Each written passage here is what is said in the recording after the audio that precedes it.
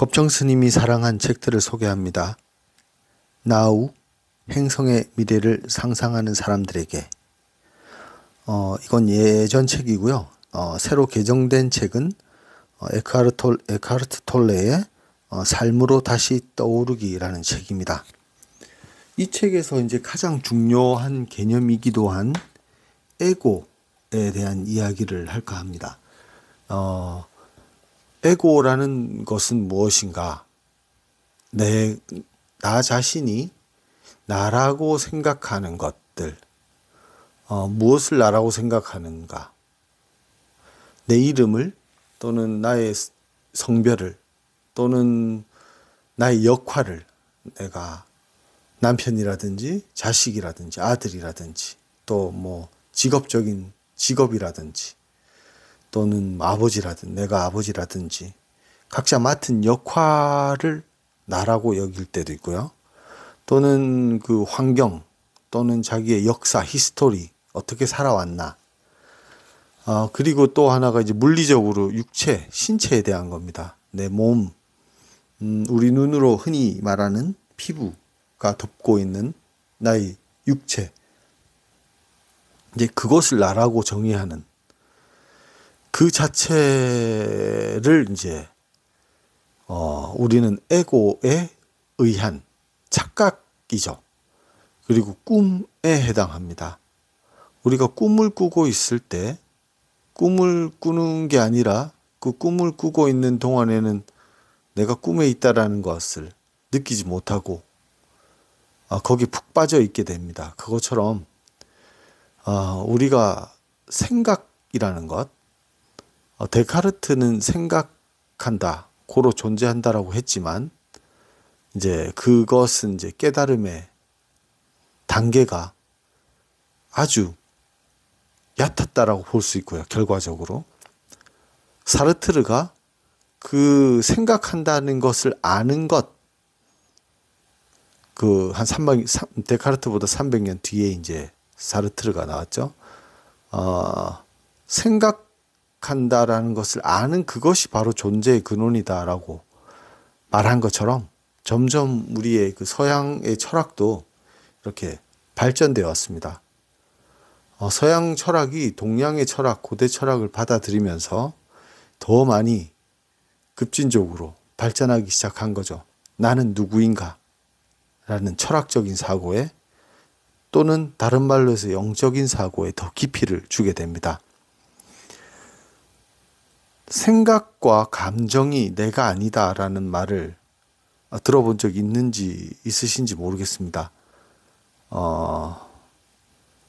쉽게 이해가 가지 않을 수도 있습니다. 하지만 책을 읽어보시고 에크하르트 톨레는 이런 그 에고에 대한 이 책 전체가 어떻게 보면 한마디로 에고라는 개념을 아는 것입니다. 내가 생각하고 있는 것. 우리가 명상이라는 것을 해보면, 처음에 이제 명상이라는 것을 해보면, 또는 뭐 마음을 비우려고 노력을 하다 보면, 나 안에 쉬지 않고 떠오르는 생각들이 있습니다. 그런 생각들이 떠오른다라는 걸 알게 됩니다. 아무 생각도 안 하고 있기가 정말 힘든 거죠. 근데 아무 생각도 안 하고 마음을 비우는 것도 중요하지만 일단 이 내 마음속에 생각들이 이렇게 많이 뒤죽박죽으로 튀는구나 라는 것을 이해하는 것, 그것을 본 것만으로도 대단합니다. 왜냐하면 우리 대부분들은 내가 그렇게 많은 생각들이 나도 모르게 일어나고 있다, 들어오고 나간다, 끊임없이 돌고 있다라는 것조차 모르면서 달리고 있기 때문이죠.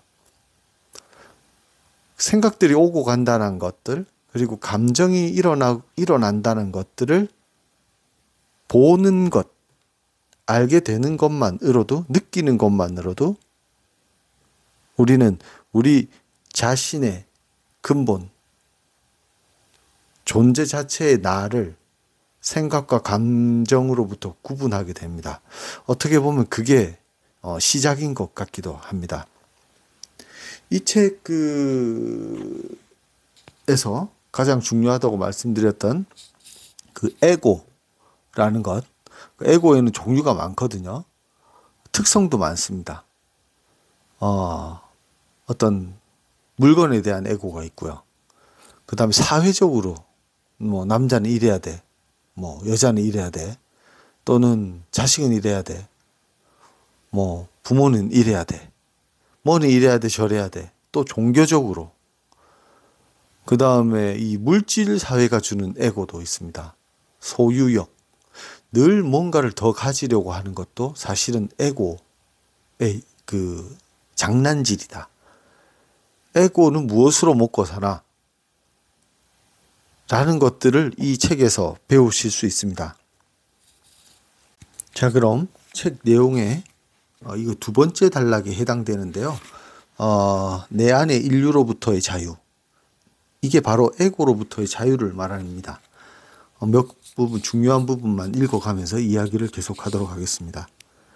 말은 그것이 음성화되어 목소리로 만들어지든 아니면 말해지지 않고 그냥 생각으로만 남아있든 거의 최면적인 주문을 걸 수 있다. 당신은 쉽게 그것들의 자신을 잃어버린다.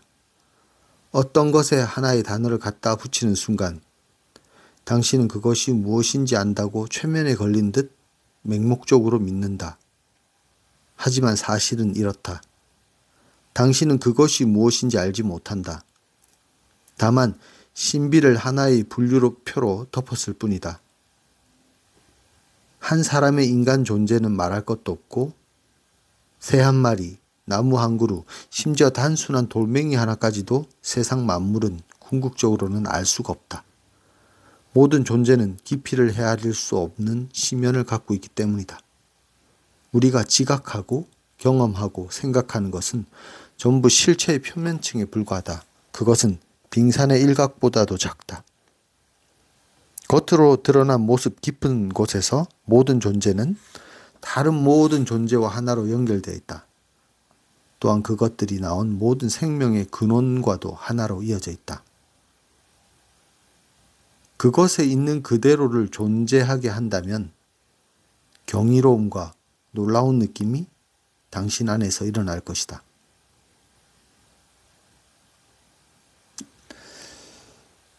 세상을 말이나 분류표로 덮어버리지 않을 때 신비감이 삶 속으로 돌아온다.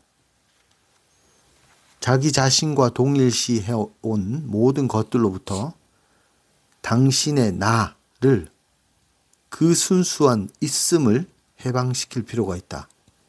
그 해방이 바로 이 책의 주제이다. 우리가 언어와 생각 속에서 갇혀 살아야만 하는 이유가 뭘까라고 말합니다.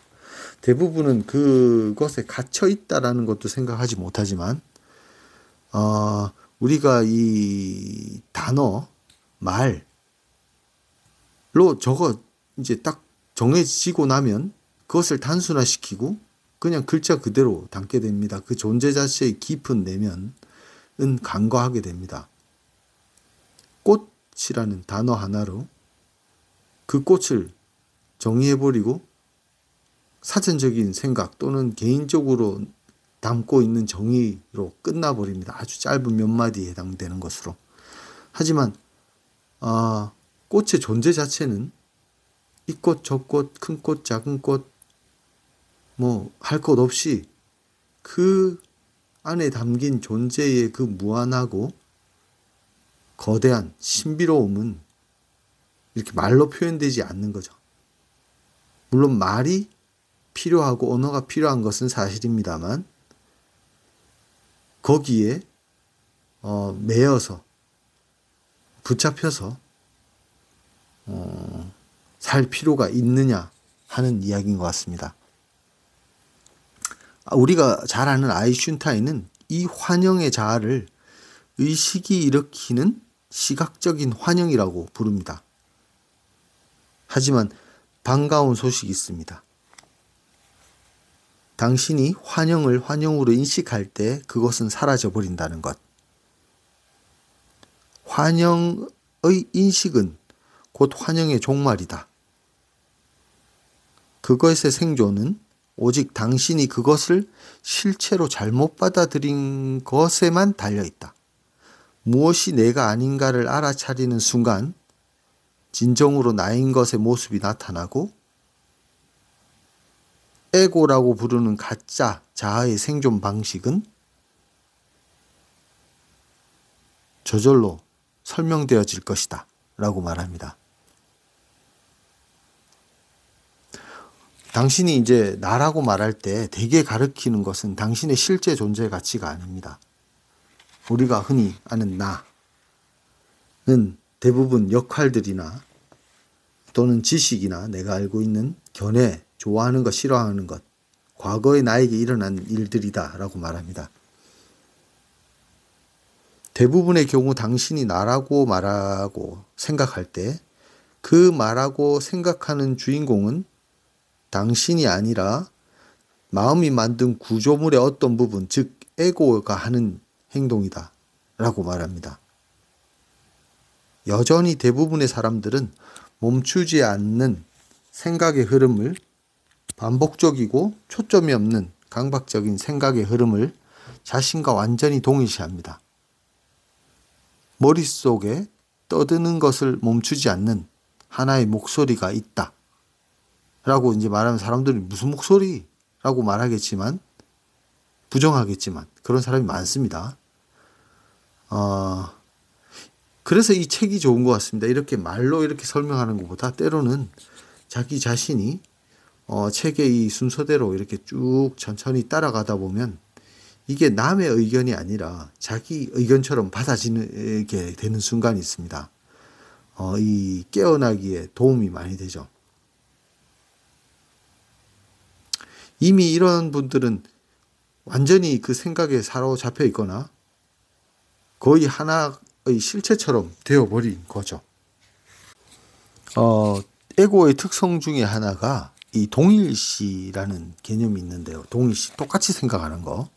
특히 이제 우리가 이제 광고 산업, 광고를 쳐다보면 이런 것들을 쉽게 보게 됩니다. 광고란 물건을 팔기 위해서 어떤 물건에 자신을 볼 때나 타인들에게 보일 때 어떤 이미지에 확실한 보탬이 되리라는 믿음만 심어주면 물건이 팔린다는 것을 알고 있습니다. 나의 존재감에 보탬이 될 거라는 믿음을 각인만 시켜주면 팔 수 있는 거죠. 왜냐하면 사람들의 에고가 그 욕구를 자극해서 행동으로 옮기는 것, 물건을 구매할 것이기 때문입니다. 사실은 상품을 구매하는 게 아니고 자신의 정체성을 높여주는 상품을 사는 거죠. 실제의 그 물건의 가치는 우리가 값을 지불하는 대부분 값 중에 정말 작은 일부입니다.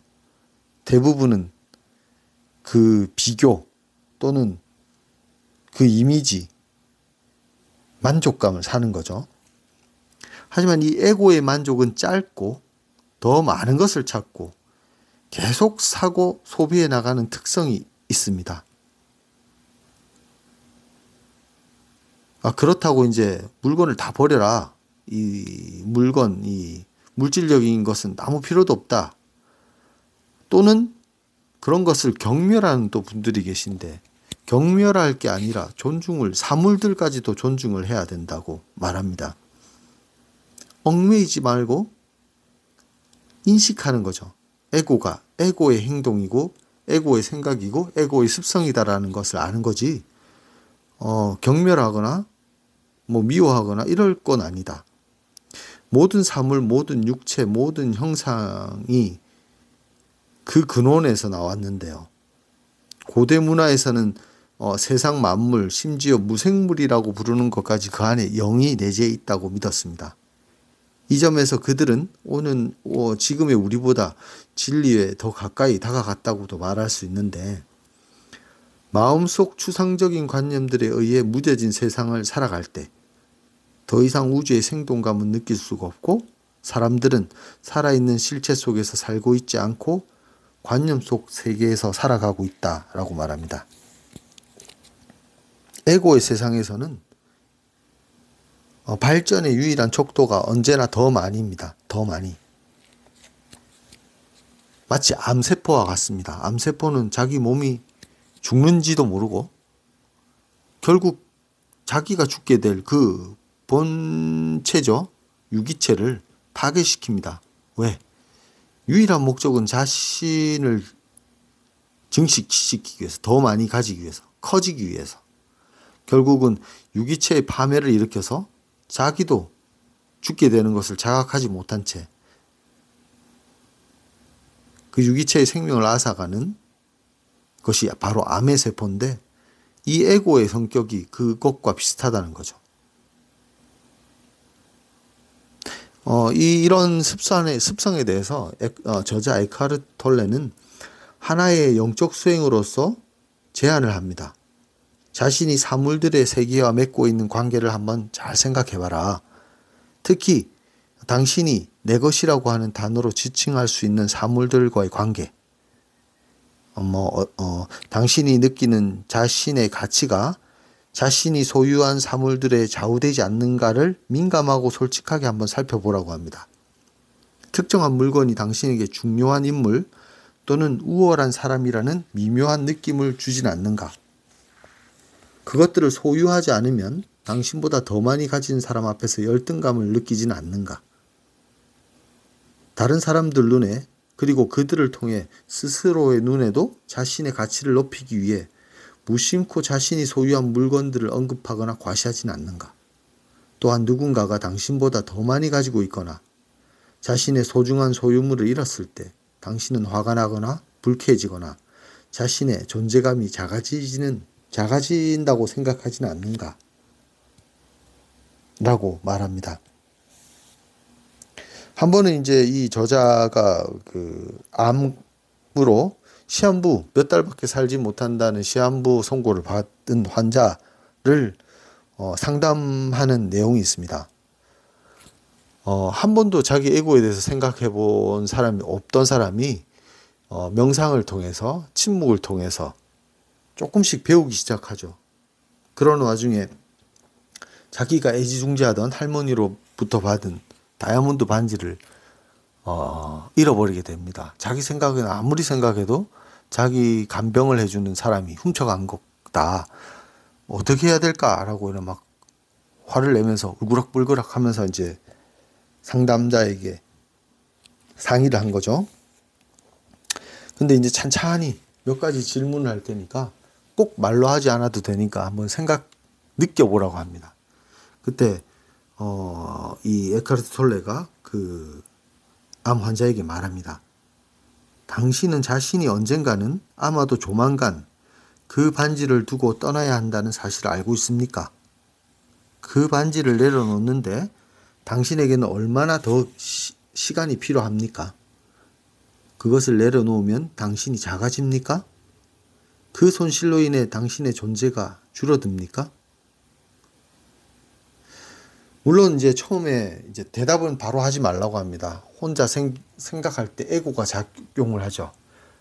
원인을 찾고 핑계를 찾습니다. 합리화를 시키죠. 하지만 결국은 이분은 그게 별거 아니라는 것을 알게 되는 과정을 겪게 됩니다. 순수 존재의 기쁨을 맛보는 거죠. 생각에서 빠져나올 때만 우리는 그것을 느낄 수 있습니다. 이 에고는 사실 옳은 것도 아니고 틀린 것도 아닙니다. 그냥 에고일 뿐입니다. 잘못된 게 아니고 무의식의 상태입니다. 저절로 그냥 일어나오는 거죠. 생각처럼. 생각이 막 튀어나오는 것처럼요. 자신 안에서 에고를 관찰하기 시작하면 이미 우리는 그것을 뛰어넘기 시작한 거나 다름없습니다. 에고는 너무 심각하게 받아들일 필요가 없습니다. 자연스러운 현상이거든요. 자신 안에서 에고의 행동을 발견할 때 미소 지으라 라고 말합니다. 인류가 어떻게 이토록 오랫동안 이 상태에 사로잡혀서 살아올 수 있었을까? 하고 미소를 지으라고 말합니다. 그리고 에고는 개인적인 것이 아님을 알 필요도 있다고 말합니다. 개인적인 것뿐만 아니라 사회적이기도 하고 에고는 복잡한 겁니다. 이 인류가 가진 공통적인 기능장애이자 정신착란, 정신 미친 짓에 해당되는 거죠. 본성입니다. 인간의. 그리고 많은 사람들은 임종의 자리에 누워 외부의 모든 것이 떨어져 나가기 전까지는 이 세상 어떤 것도 자신의 존재와 무관하다는 사실을 깨닫지 못한다고 합니다. 죽음에 임박했을 때야 모든 소유의 개념은 결국 무의미한 것으로 드러나게 되고 생의 마지막 순간에 이르러서 사람들은 또한 깨닫게 됩니다. 그들이 전 생애를 통해 더 완벽한 자기 존재감을 찾아다니는 동안 그들이 실제로 찾아다닌 그들의 순수 존재는 이미 언제나 그 자리에 있었다는 것을 말이죠. 그리고 소유를 버린다고 해서 자동적으로 에고로부터 자유로워지는 것은 아닙니다. 생존을 지키기 위해 동일시 에고는 다치 살라고 이제 또 다른 뭔가를 찾는 거죠. 이를테면 이제 물질적인 소유는 다 관심을 버리고 나서 나는 남들보다 우월하고 더 영적인 사람이다라고 마음속 이미지를 자신과 동일시하는 거죠. 이것도 에고라는 겁니다. 에고의 특징 중에 하나가 비교거든요. 내가 잘나고 싶은 것이거든요. 자신은 옳고 남은 틀리다고 만드는 것이 에고의 주된 방식 중에 하나이자 무의식의 특징입니다. 에고의 내용물은 변할 수 있습니다. 그게 물건이 될 수도 있고 명예가 될 수도 있고 하지만 또는 어떤 자기 존재감이 더 영적으로 뛰어나다든가 이런 게 달라질 수 있지만 에고는 어쨌든지 계속 살아 있으려고 발버둥 칩니다. 인간이 무의식적으로 가정하는 것 중에 또 하나가 물체가 가진 겉으로 보이는 견고함과 영구성이 자신의 존재에도 견고함과 영구성을 줄 거라는 믿음입니다.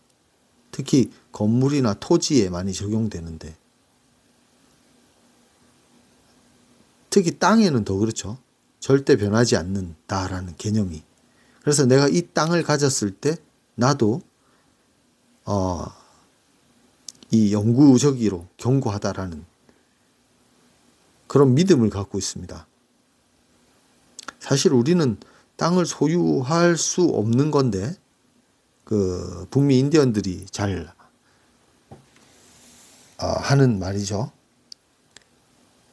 우리가 땅에 속해 있는 거지 땅이 우리에게 속해 있는 거를 아니라는 것을 그분들은 알고 있었던 거죠. 그리고 에고는 소유와 존재를 동등하게 생각합니다. 그리고 에고는 비교를 먹고 삽니다. 당신이 불을 포기하고 단순한 오두막으로 이사해서 자신이 남들보다 더 영적인 인물이라고 여기고 남들에게도 그렇게 보이려고 한다면 그것은 에고의 자존심인 거죠. 에고의 자존심은 대부분 다른 사람들의 눈에 자신이 어떤 가치로 비치는가에 달려 있습니다. 사물에 대한 집착을 어떻게 하면 내려놓을 것인가? 라고 묻는다면 시도조차 하지 말라고 합니다. 그것은 불가능한 일이니까. 당신이 그것들 속에서 자신을 발견하려는 노력을 더 이상 하지 않을 때 사물에 대한 집착은 스스로 떨어져 나간다. 그러는 동안 다만 사물에 대한 자신의 집착을 자각만 하면 된다라고 말합니다. 떨어져서 본다는 거죠.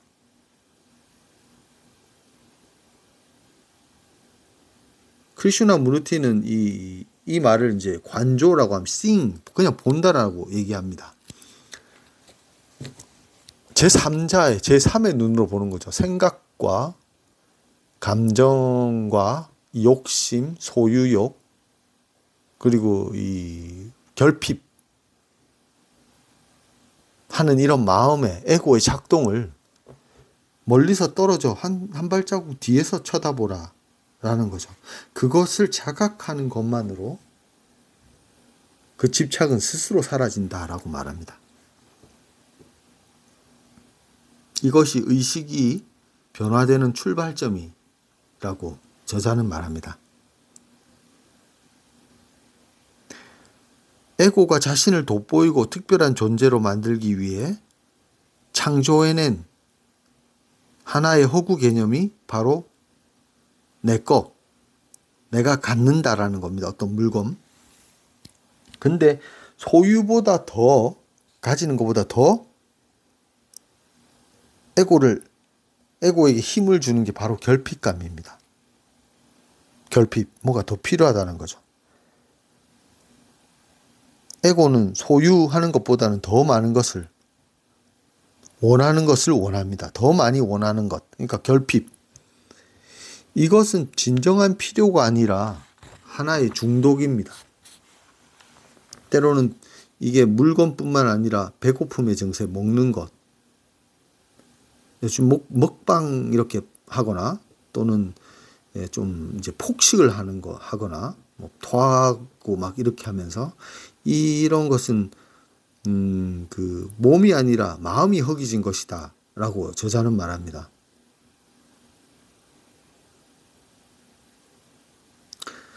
가끔 이제 어떤 에고들은 자신이 원하는 것을 너무 확실히 알고 결사적이고 무자비한 결단을 내려서 목적을 추구하기도 한다고 하는데, 뭐 징기스칸이나 스탈린, 히틀러, 모택동 이런 사람들을 예로 듭니다.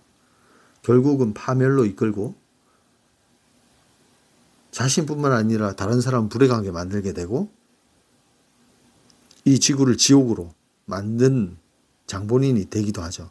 하지만 이제 대부분 일반적인 에고들은 갈등스러운 욕망이 있다고 합니다. 채워지지 않는 결핍감의 결과로 불편하고 불안하고 지루하고 또는 걱정이 많고 불만족이 생기는 거죠.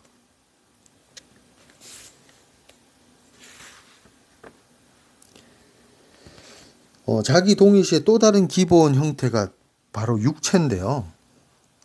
많은 사람들은 자기 가치의 느낌이 신체적으로 건강하냐, 얼굴이 이쁘냐, 몸매가 멋지냐 와 같은 외모와 밀접하게 연결되어 있다고 합니다.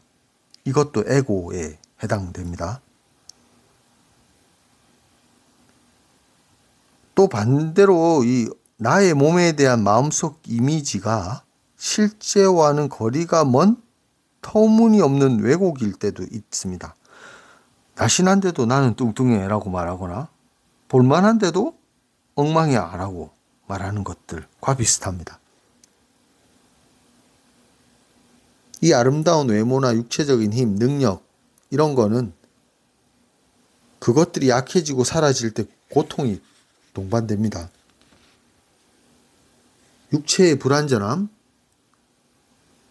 질병, 장애를 자신의 정체 속으로 만들기도 합니다. 내가 불치병이나 장애를 환자라고 생각하면서 그걸로 사람들에게 관심을 받기도 합니다. 또 반대쪽인데, 그러니까 에고의 대상은 변할 수가 있는데 에고의 성격은 같습니다. 결국은 그것으로부터 허상의 것을 만들어서 관심을 받고 비교하고, 참 알고 보면 우리가 에고라는 그 우리 내면의 그 존재를 제대로 알고 나면 참 재미있는 녀석입니다.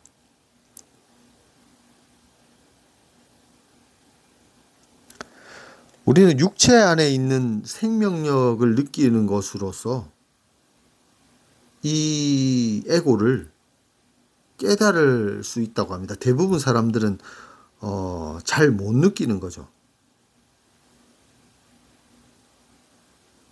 외부 차원에서 우리가 육체가 어떻게 잘생겼든 못생겼든 그 껍데기 속을 초월한 곳에서 어떤 강력한 에너지장이 있다 라는 것을 느끼면 도움이 된다고 합니다. 이때 이제 명상이 나오는데, 명상을 뭐 거창하게 생각할 것이 아니라 손바닥 안에서 생명력을 느껴보라, 또는 온몸을 발로 가보라. 그냥 껍질이 있는 육체적인 이 근육 운동 이런 거 말고 그 안에 살아있음을 한번, 살아있잖아요. 우리 몸이 움직이기도 하고. 그걸 느껴보라고 합니다. 손, 발, 또는 가슴, 머리, 코, 부분 하나의 전체적인 생명력으로 내부의 몸을 느낄 때까지,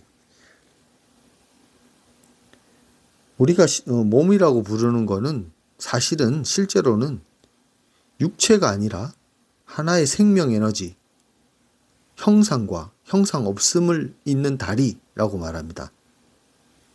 가능한 한 자주 내부의 몸을 느끼는 습관을 가져보라고 말합니다. 몸을 자각하는 그 행위가 당신을 지금 이 순간에 닻을 내리게 할 뿐 아니라 에고의 감옥으로부터 빠져나오는 출구 역할을 한다. 이것은 또한 면역 기능과 스스로를 치유하는 몸의 능력을 강화시켜 준다라고 말합니다. 그래서 이제 흔히 명상을 할 때 호흡을 느끼라고도 말합니다. 호흡이라는 것은 외부에서부터 이제 공기니까요. 들이받는 거고 들어와서 내 몸으로 다시 나가는 것 같지만 내 몸에서 그 에너지를 받습니다. 사실은 그 호흡을 느낀다는 자체가 내 몸의 생명력을 느낀다는 말도 되며, 또 우리는 몸과 밖에, 그러니까 육체적인 그 몸과 바깥의 경계가 없다라는 것도 느끼게 될 수도 있습니다. 그리고 그 에고의 제일 큰 숨겨진 적이 있죠. 바로 생각입니다. 생각은 하나의 에너지 형태고요. 생각 역시 하나의 형태다. 물리적으로 봤을 때도 물질보다는 미세하지만 밀도가 덜하지만 생각도 하나의 형태라고 말합니다. 그칠 줄 모르는 강박적인 생각,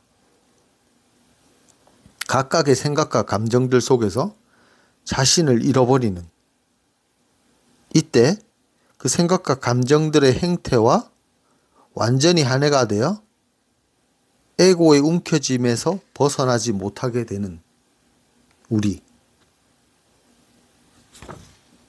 에고는 반복해서 떠오르는 생각의 형태들이 뭉쳐진 덩어리입니다.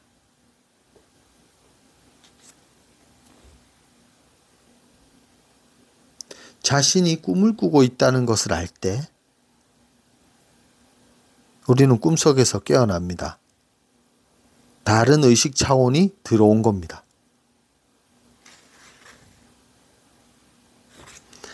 삶의 어느 시점에서 비극적인 상실을 겪은 결과 새로운 의식 차원의 등장을 경험하는 사례들이 많습니다. 한계 상황이 닥쳤을 때 내가 믿고 있던 것들이 다 깨질 때 아래서 깨어난다라는 표현을 하기도 하죠. 데미안에서 그런 말이 나오는데, 당신 존재의 궁극적인 진리는 나는 이것이다 또는 저것이다가 아니고 있음, being이라는 말을 많이 씁니다. being, 있음, 존재함을 말합니다. 뭐 무조건 이제 상실을 경험한다고 해서 깨달음을 얻고 이런 거는 아닙니다. 어떨 때는 에고는 재빨리 다른 대상을 갖고 와서 또 하듯이 이 생각의 상실 뒤에도 저항하는 사람이 있는가 하면 순응하는 사람이 있습니다. 어떤 이들은 이 비극적 상실 뒤에 더 중후하고 더 원망하고 더 강한 에고가 만들어진다고도 합니다. 이 책은 우리가 나 자신이 나라고 알고 있는 착각하는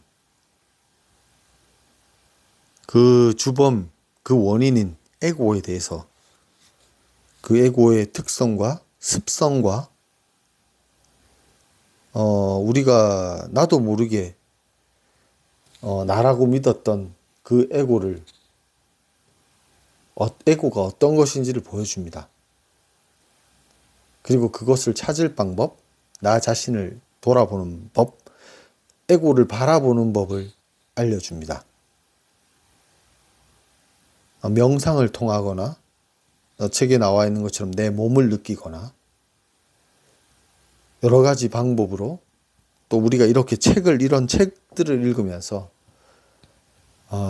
우리가 에고의 존재를 인식하게 되는 겁니다. 이 의식하는 자체가 에고를 이제 에고의 기능을 약하게 만든다. 우리가 자꾸 자동적으로 떠오르는 생각과 감정의 소용돌이에서 벗어날 수 있게 해준다. 라는 의미에서 우리는 이미 이 사실을 알고 있게 되었고 이 책을 보게 되었고 이 이야기를 듣게 되었습니다. 전해 듣게 되었습니다. 그 씨앗이 이미 우리 마음속에 자리 잡았다고 생각해도 좋습니다. 이제 그 마음들이, 그 생각들이, 그 느낌들이 점점 커갈 것이고 이제 그러한 그 의식의 변화가 결국은 이 책 제목 행성의 미래를 상상하는 사람들에게 새로운 세상을 맞아줄 것이라고 생각합니다. 감사합니다. 오늘은 여기까지 하겠습니다.